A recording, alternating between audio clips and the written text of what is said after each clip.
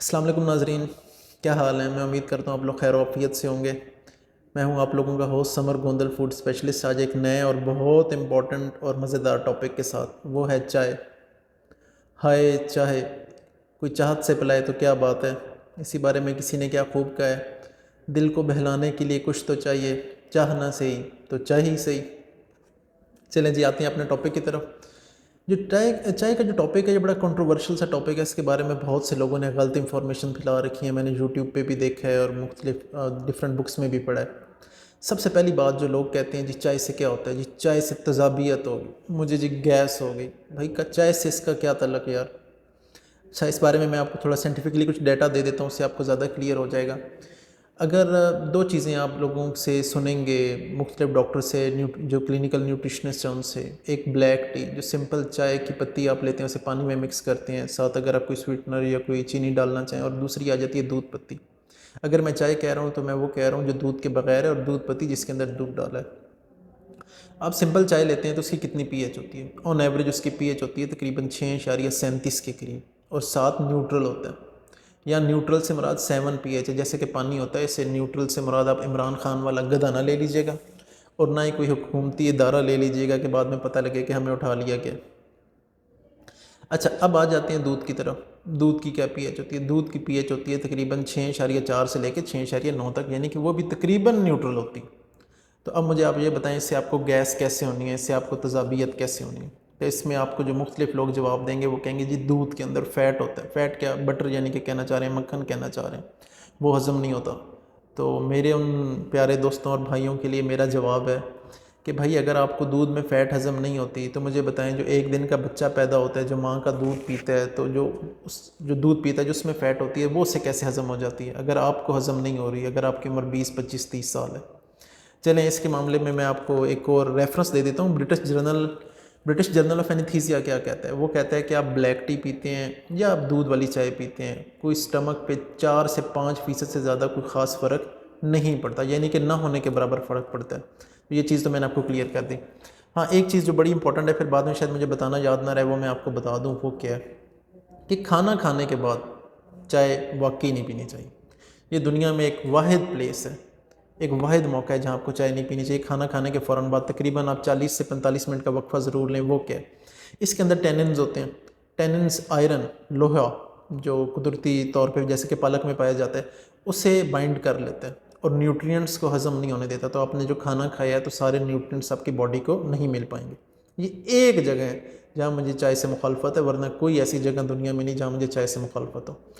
अच्छा, दूसरी चीज़ आ जाती है कि जी National Centre for Biotechnology, USA का एक डिपार्टमेंट है, वो क्या कहता है, वो आपकी जिगर के हवाले से, लिवर के हवाले से कहता है कि भाई अगर आपका लिवर सड़ गया है, जल गया है शराब पीने की वजह से, या आपको लिवर फिब्रोसिस है, या आपको फैटी लीवर है, या आपको हेपेटाइटिस सी काला जरकान है, तो क्या करें। वो कहते हैं आप चाय ज़्यादा से ज़्यादा पिए। हमारा लिवर को अल्लाह रब्बुल इज़्ज़त ने ऐसी चीज़ बनाई है, अपने आप को रिकवर करता है, रीग्रोथ करता है। जब आपका लिवर ट्रांसप्लांट अल्लाह ना करे, जब किसी का होता है, उससे छोटा सा पीस लिवर का लगाते हैं तो लिवर ग्रो करके खुद ही अपने आप को इंक्रीज़ करना शुरू कर देता है, और फिर एक दफ़ा फिर लिवर की फॉर्म में आ जाता है। तो ये अपने आप को एक दफ़ा फिर दोबारा बनाने की कोशिश करता है। अगर आप चाय पियेंगे तो ये रीग्रोथ करेगा और अपने आप को मेनटेन करेगा। ये बात क्लियर होगी। मरी बरीबरी वाले मेरे दोस्तों, ज़्यादा से ज़्यादा चाय पिया करो, फ़ायदे में रहोगे।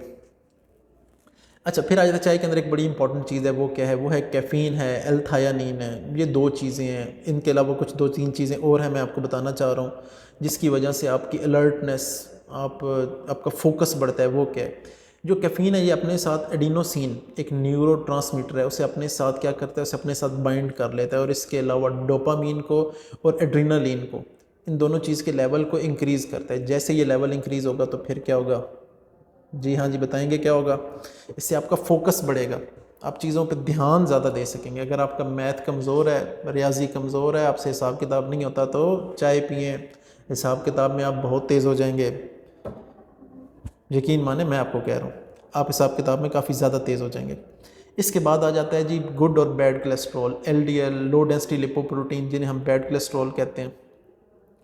जो हम चाय पीते हैं इसके अंदर एक इसका पॉजिटिव इफेक्ट जाता है कि ये जो लो डेंसिटी लिपोप्रोटीन है, या जिन्हें हम बैड कोलेस्ट्रॉल कहते हैं, इसके लेवल को कम करता है, कम करता है, कम करता है। इसका क्या फ़ायदा होता है, अगर ये कम नहीं होगा तो फिर क्या होगा, ये ना बिल्कुल वैक्सी सा, वैक्स की तरह का, जिस तरह का शहद होता है इससे भी ज़्यादा ये की सूरत में इकट्ठा होता है मोम की तरह, और आपकी जो आर्टरीज़ हैं जिनमें ब्लड की सर्कुलेशन हो रही है उसके अंदर इकट्ठा होना शुरू हो जाता है, जिसे हम प्लेक कहते हैं।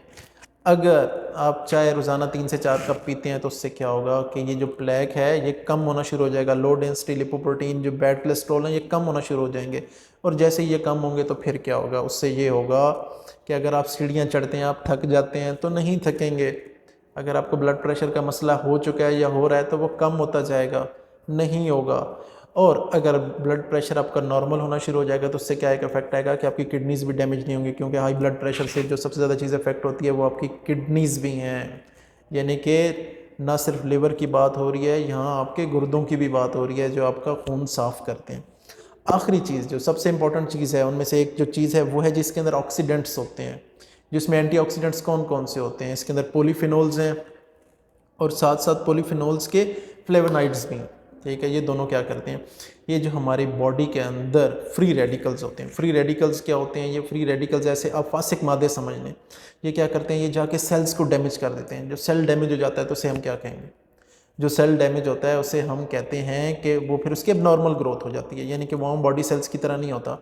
तो जब नॉर्मल ग्रोथ ऑफ सेल्स है वो क्या है, जाएँ गूगल करें, देखें, आपको पता लगेगा कि वो तो कैंसर को कहते हैं। तो क्या करेगा, अगर आप चाय रोज़ाना 3 से 4 कप पीते हैं तो आप कैंसर से भी बचे रहेंगे। मैं उम्मीद करता हूँ कि आपके माइंड में किसी किस्म की अगर चाय के बारे में किसी ने कोई गलत मिसकंसेप्शन डाल दी थी तो वो अब तक निकल चुकी होगी। चाय तो मैं इसे जन्नत के मशरूबों का एक मशरूब कहता हूँ, क्योंकि इसके फ़ायदे बहुत ज़्यादा हैं। किसी किस्म का कोई सवाल हो चाय के हवाले से या किसी और टॉपिक के हवाले से, तो समर गोंदल आपकी खिदमत में हर वक्त हाजिर है। आप कमेंट बॉक्स में मुझे टैग कर दें या कमेंट कर दें, तो मैं जैसे ही देखूंगा उस पर नेक्स्ट और इम्पॉर्टेंट वीडियो बनाएंगे। जज़ाकल्लाह। और काइंडली चैनल को सब्सक्राइब ज़रूर करें और चाय के बारे में लोगों का व्यू पॉजिटिव करने के लिए काइंडली वीडियो को शेयर करें। जज़ाकल्लाह।